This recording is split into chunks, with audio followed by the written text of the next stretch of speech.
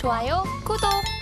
삼성전자에 관한 수급 연속성도 좀 궁금하기도 하고 또 외국인들의 방향성도 좀 궁금합니다. 최장기간의 매도다라고 하잖아요. 이 부분에 관해서는 이사님께서 어떻게 혹시 판단을 하시나요? 네, 아직까지 참고 기준으로는 매도에 가까운데요. 그런데 지금 뭐 금액이 많이 줄어든 상황인데다가 업종 기준으로 봤을 때 한 900억, 1000억 가량의 매수가 들어오고 있는 걸 봐서 삼성전자의 매도가 아주 극도로 줄었거나 아니면 소폭이라도 매수 전환했을 가능성 뭐 열려 있는 상황이죠. 왜냐하면 뭐 참고 기준으로는 하이닉스도 지금 매도가 나타나고 있는 상황이니까 이 두 종목의 매도 금액을 합치면 지금 꽤 많은 매도가 나와야 되는데 오늘 뭐 업종 내에서 지금 뭐 삼성 SDI나 몇 종목들 사고 있어서 전기전자 업종에 사고 있는 종목군들과 상계한다고 하더라도 지금 이런 매수 금액이 나타날 수가 없거든요. 그렇다면 반도체 둘 중 하나는 매수 전환했다는 얘기인데 뭐 그렇게 본다면 일단 수급상으로도 일종의 변곡점을 맞이할 가능성은 있어 보이고요. 오늘 나타나고 있는 하이닉스와 삼성전자의 차이는 아침부터 나돈 뭐 루머성 기사에 의한 것이죠. 대만 뉴스에 의한 것이라고 봐야 되는데 저는 뭐 과거에도 많이 경험하셨겠지만 지난 2년간 뭐 끊임없이 우리가 경험했던 거 아닙니까? 삼성전자 퀄테스트 통과는 계속 나왔던 이슈기 때문에 그건 뭐 제가 보기에 별 의미 있는 뉴스는 아니라고 보고요. 오히려 우리가 좀 주목해야 되는 것은 최근 퀄컴의 새 칩이 나왔고 이 퀄컴의 새 칩이 중국의 주요 신제품들에게 대거 들어간다라는 것을 주목해 볼 필요가 있습니다.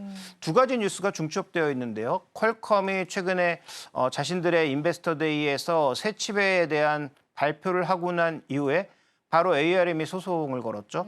이번에 개발한 퀄컴의 스냅드래곤 엘리트는 자신들이 과거에 인수한 누비아라고 하는 회사의 설계를 바탕으로 만든 칩입니다.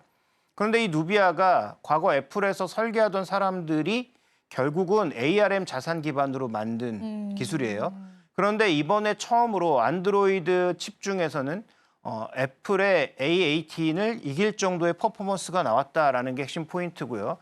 그래서 AI 성능이라든지 전반적인 기기의 성능을 꽤 올려줄 수 있는 그런 칩으로 기대를 받고 있는 상황인데 ARM은 우리가 누비아한테 그 설계 자산을 사용할 수 있는 권리를 준 것이지 네. 퀄컴에게 준 것이 아니기 때문에 퀄컴에게 앞으로 모든 설계 자산을 쓸 수 없도록 현재 지금 소송이 진행 중인 상황입니다. 아마 결과가 내년 연초 연말 정도에 나올 것으로 보이는데 저는 뭐 이것도 큰 이슈는 아니라고 보는 게 결국은 돈 더 달라는 얘기이기 때문에 뭐 돈을 조금 더 주면 해결될 가능성이 높다라고 보고 있고요. 다만 서로 이제 정말 결과가 나오기 이전까지는 유리한 협상 고지를 점유하기 위해서 아마도 굉장히 이제 서로 줄다리기 할 가능성이 높다라고 봐야 될 것 같고 아마도 이제 법원 결과가 나오기 전후에서 아마 뭐 타결이 되지 않을까라고 보고 있고요.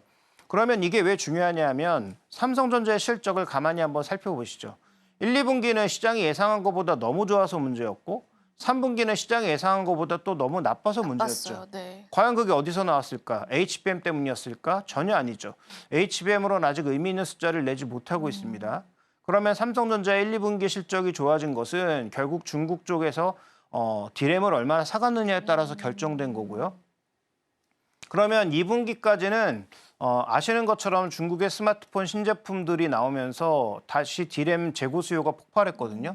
그다음에 뭐 미국에 대응하는 어떤 중국의 디램 사재기 이런 것들이 일부 나타나면서 신제품 기대가 높아지면서 전반적으로 부품주들이 다 올랐을 때였고 실제로 삼성전자 실적도 엄청 좋았단 말이죠. 근데 6월 달, 7월 달을 고점으로 해서 다시 스마트폰 출하가 줄고 생산이 늘면서 재고가 쌓이기 시작했고 이때부터 다시 주문이 줄어들었습니다. 맞아요. 그러면서 3분기 삼성전자의 레거시 실적, 디램의 실적은 다시 나빠진 거고요.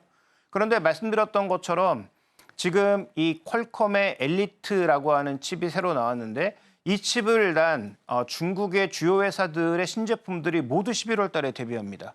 샤오미, 뭐 원플러스, 그다음에 뭐 오포, 비보, 화웨이를 포함한 리얼미까지 포함하는 중국의 소위 6대 이 스마트폰 업체들의 신제품들이 모두 11월 달에 데뷔합니다.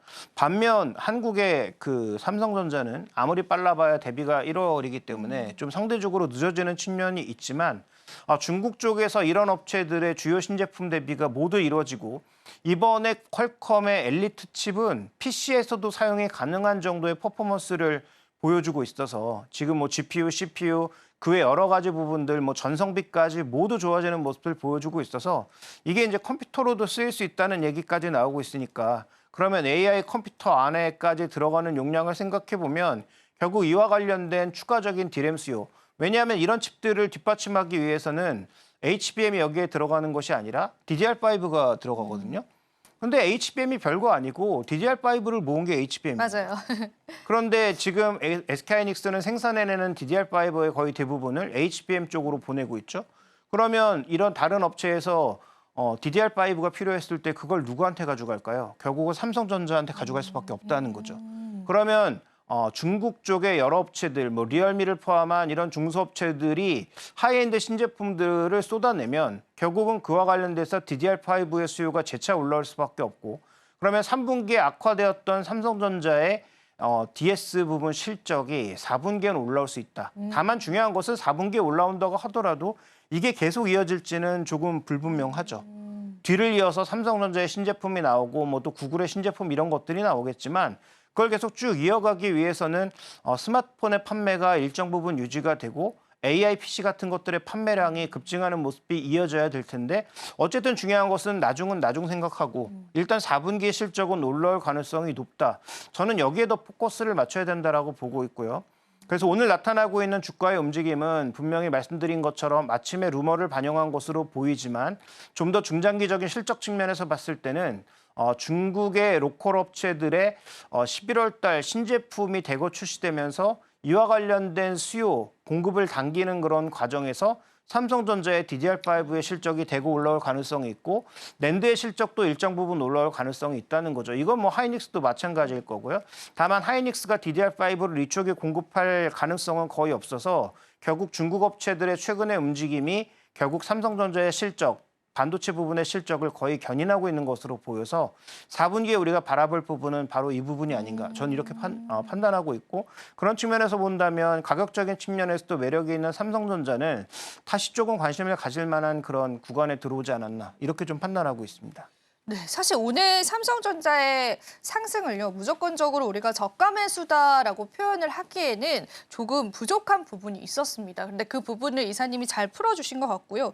DDR5라든지 이제 낸드에 관한 수요가 살아날 수 있다라는 거잖아요. 그에 따라서 이제 삼성전자가 그동안 부진했었던 부분들을 다시 메꾸면서 실적적인 부분으로도 시장의 기대치에 못 미치지 않는 미치는 그러한 또 결과가 이어질 것이다라는 부분을 봤을 때 우리가 또 4분기 실적 기대해 보면서 오늘의 상승 볼 수 있다라고 하셨는데 그러면은 지금 삼성전자의 가격이 굉장히 메리트 있다라고 하셨잖아요. 우리가 지금 삼성전자에 관한 매수의 포지션을 가져간다면 이 부분에 관한 탄력이 나오는 거는 4분기 실적 이후가 될까요, 이사님? 아니면 그 전이... 일단 4분기 실적 이전에 먼저 주가는 오를 가능성이 높고 오히려 4분기 실적을 확인하면서 다시 또 실망하거나 아니면 재차 가능성을 띄울 가능성이 있죠. 그러니까 삼성전자는 뭐 4분기 정도까지는 저는 그러니까 뭐 12월 1월 달 정도까지는 반등할 가능성이 높다라고 보는데 1월 달에도 상승을 이어가려면 뭐 과정은 딱 한 가지입니다. 이 엔비디아의 HBM을 오늘 나온 루머처럼 확실하게 자리 잡고 들어가서 어느 정도의 점유율을 가져가는 것을 확인해 주던지 아니면 HBM4에 있어서는 하이닉스에 전혀 뒤지지 않고 거의 비슷한 시즌에 나올 수 있다라는 것을 검증해 줘야 아마도 뭐 이 12월까지 상승을 좀 더 이어서 우리가 뭐 생각하는 두 자릿수 10만 원 이상을 갈 수 있는 그런 기틀을 마련할 수 있다라고 보고 있기 때문에 이건 우리가 미리 알기는 어렵고요. 그래서 지금 만약에 반등한다고 하더라도 아주 탄력적인 반등보다는 한 7만 원대 중반 그 정도의 반등 수준을 한번 예상해 보는 굉장히 제한적인 반등 수준이 아닐까 저는 뭐 그렇게 판단하고 있습니다. 네, 좋습니다. 우리가 조금 더 빠른 탄력이 나올 수는 있지만 뭐 주가에 관한 기대치들은 살짝은 너무 고점으로 좀 잡지 않는 것들이 좀 좋을 것 같다라는 이야기로 기결이 되는 것 같습니다.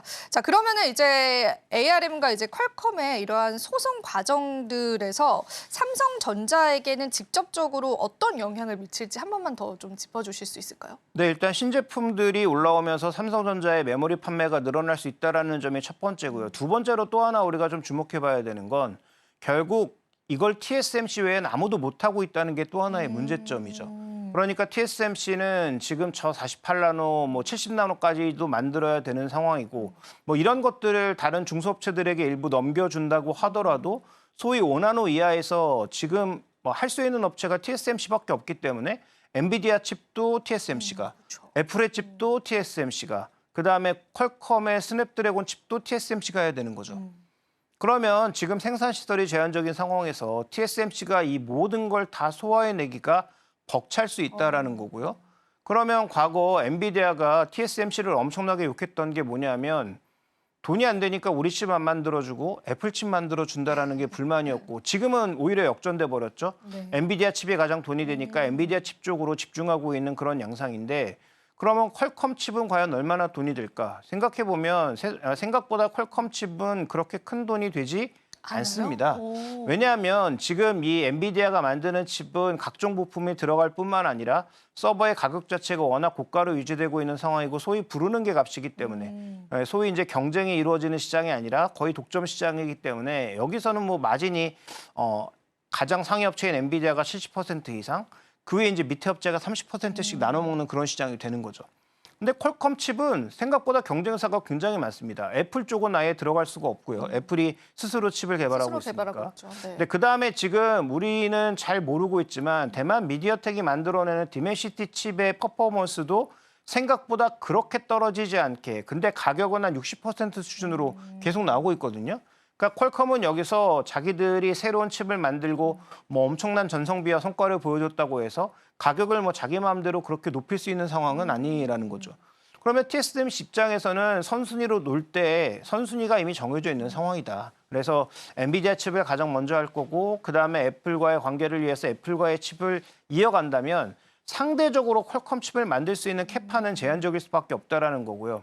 그러면 원하는 속도대로 만들어주지 못하면 결국은 퀄컴은 자꾸 눈을 다른 쪽으로 돌릴 수밖에 없는데 눈을 돌려봐야 만들 수 있는 업체가 없다는 거죠. 삼성전자를 또 제외하면 지금 4나노, 3나노의 공정을 할 수 있는 회사 자체가 아예 부재합니다. 뭐 인텔은 예전에 뭐 나락간 건 이미 다 아실 거고요. 그래서 결국은 삼성전자가 이걸 해낼 수 있느냐 없느냐의 문제이기는 한데 만약에 삼성전자가 적어도 한 60, 70%의 수율을 뽑아낼 수 있다면 삼성전자의 3나노를 돌릴 가능성도 충분히 있다라고 봐야 되고요.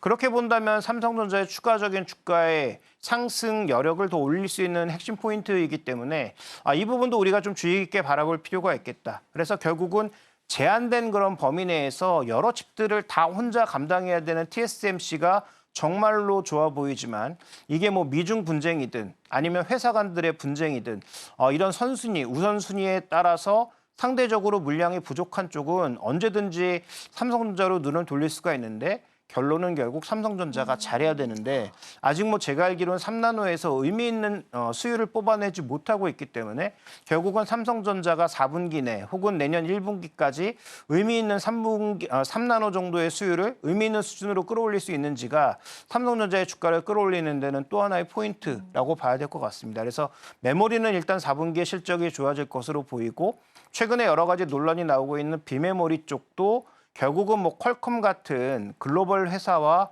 뭐 협업도 하고 수주 소식이 있어야 삼성전자의 비메모리 부분이 재가치를 인정받을 수 있기 때문에 이런 소식이 들려온다면 또 삼성전자는 조금은 우리가 생각했던 것과는 다른 가격을 갈 수도 있겠죠. 지금 바로 구독을 눌러보세요. 실시간 경제 뉴스, 투자 전문가들의 다양한 시황과 정확한 분석, 또 알찬 투자 정보까지 신뢰할 수 있는 저희 서울경제TV와 함께하세요.